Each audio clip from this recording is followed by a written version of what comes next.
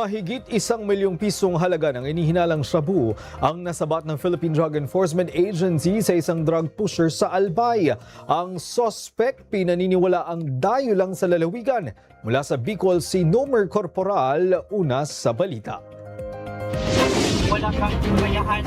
Ito ay ipagkakaloob sa iyo ng pamahalaan. Naintindihan mo ba? Matagumpay na nalambat sa bypass operation ang lalaking ito na pinaniniwala ang tulak ng iligal na droga na dayo pa mula Metro Manila. Huli ang suspect sa pinagsanib puwersa ng PDEA Albay, Ginubatan Police at Regional Police Drug Enforcement Unit Bicol. Dakong alas 9 ng umaga nitong Sabado sa Barangay Kitago sa Ginubatan, Albay. Kinilala ang suspect na si alias Ben, 27 anyos, walang trabaho at residente ng Barangay Rizal sa Del Pilar, Taguig. Napag-alaman ng PDEA Albay na miyembro ito ng Sputnik Gang at isa sa supplier ng iligal na droga sa Albay. Sa operasyon, agad inaresto ang suspect matapos ang transaksyon sa nagsilbing pusher buyer.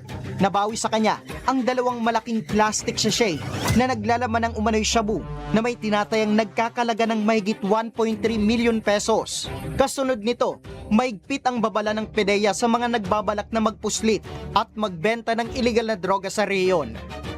Gusto namin pa-alam sa inyo na kami po ay nakikiusap na tumigil na po kayo at kung sino man may gumagamit at gustong matulungan, pumunta lang po dito sa PDEA RO5.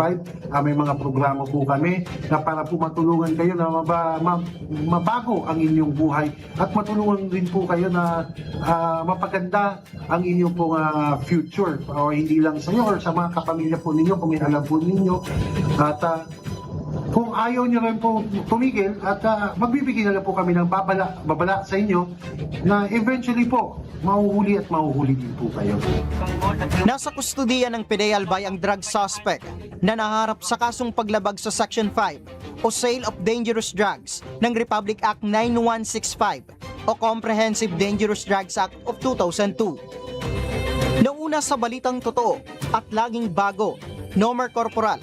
Alaunas sa balita, Congress TV. Ito ay ipagkakaloob sa iyo ng pamahalaan.